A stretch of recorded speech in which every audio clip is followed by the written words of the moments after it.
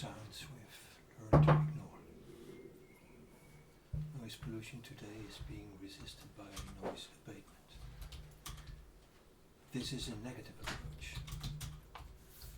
We must seek a way to make environmental acoustics a positive study program. Which sounds do we want to preserve, encourage, multiply? When we know this, the boring or destructive sounds will be conspicuous enough that we will know why we must eliminate them.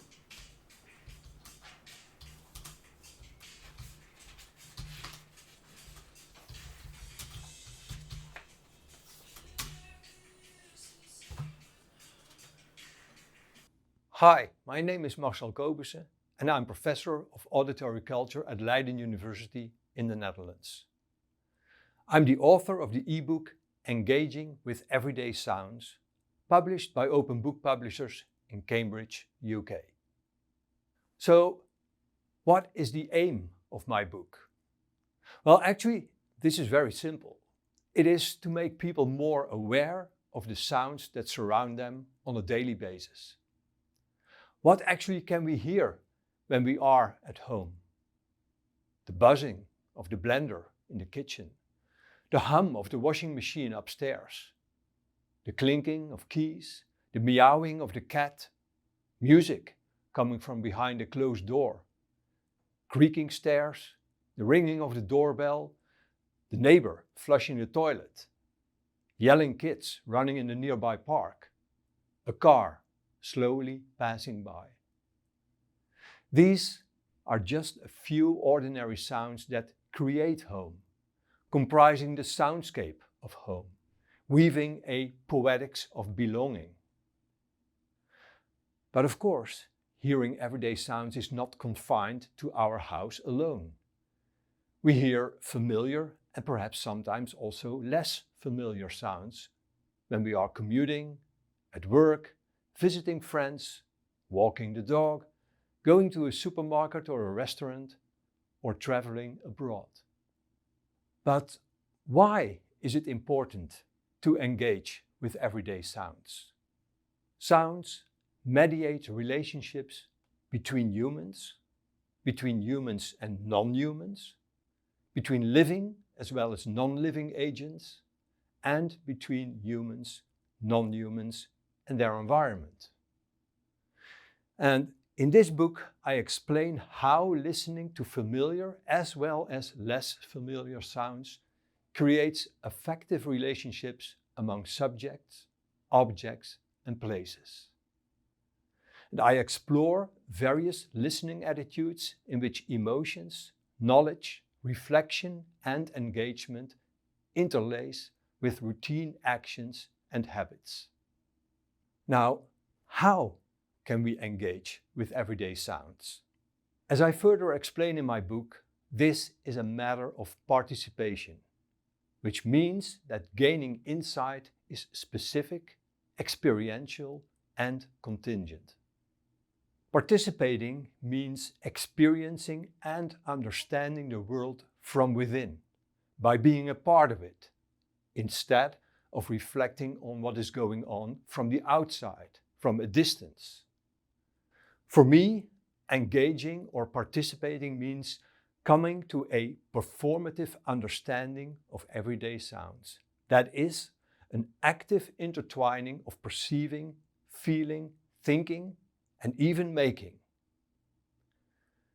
And next to that, learning to listen to everyday sounds, becoming more aware of your sonic environment, and engaging with sounds that almost always surround you is, in my opinion, a step towards more social, political, and ecological responsibility regarding these sounds. And I mean this literally as the ability to respond. It makes a critical evaluation possible. Do I want to protect these sounds, or should I try to change them, to develop an alternative? I define my work as auditory onto-epistemology, as a way of engaging with our sonic environment and simultaneously of acknowledging the role of listening as giving meaning to what can be heard. Auditory epistemology refers to knowing in and through sound, to an embodied and situated experiencing of sound. But by consciously dealing with everyday sounds, by deliberately paying attention to sounds that normally occur on the periphery of our perception, a certain sonic familiarity slips away, as the power of these sounds lies exactly in remaining mostly unnoticed. How can I pay attention to ordinary sounds without transforming them, without making them extraordinary? I will elaborate on this dilemma in my book. For now, I will suffice with saying that by neglecting them, it is simply impossible to delve into the powers of these sounds, how they are able to influence our mood, affect our behavior, and regulate our activities. Besides, there is something else that needs to be mentioned. Our normal, mundane sonic environment encompasses both ordinary and extraordinary sounds, familiar as well as less familiar sounds.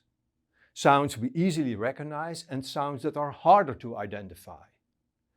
And if directing your attention to everyday sounds is one of the aims of my book, to reveal how they influence you or to ask your opinion about your sonic environment, it might help to decontextualize these sounds, to defamiliarize them, so that they can be experienced differently, with a fresh ear, so to say. Listen, for example, to this brief clip.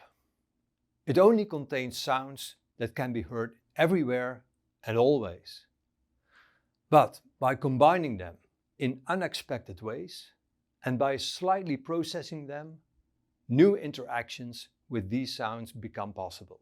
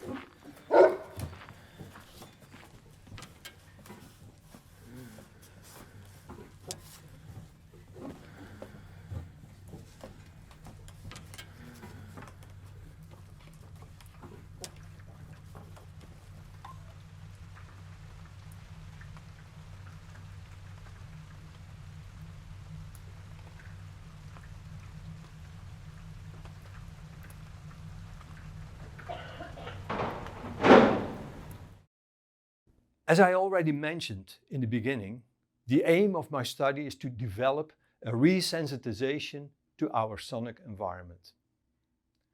Being aware of the trap that by paying deliberately attention to sounds that are ordinary, I opt for a listening attitude that is simultaneously open, respectful, careful, as well as distracted, practical, and mundane.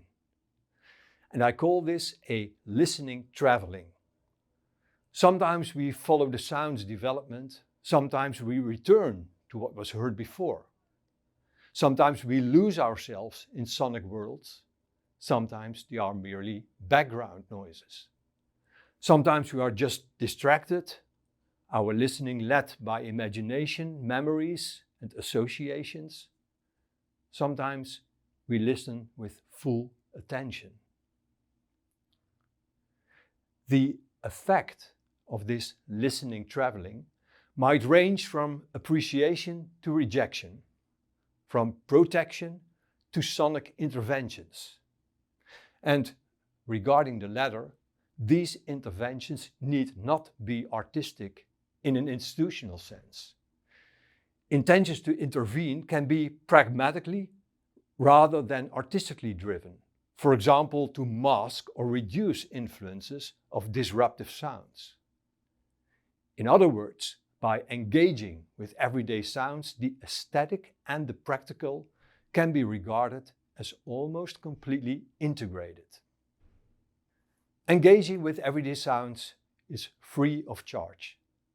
It is an EPUB or e-book that can be downloaded directly from the editor's website. Besides text, it contains over 20 audio files and many photographs. I hope it will be of interest for all of you. Thank you very much.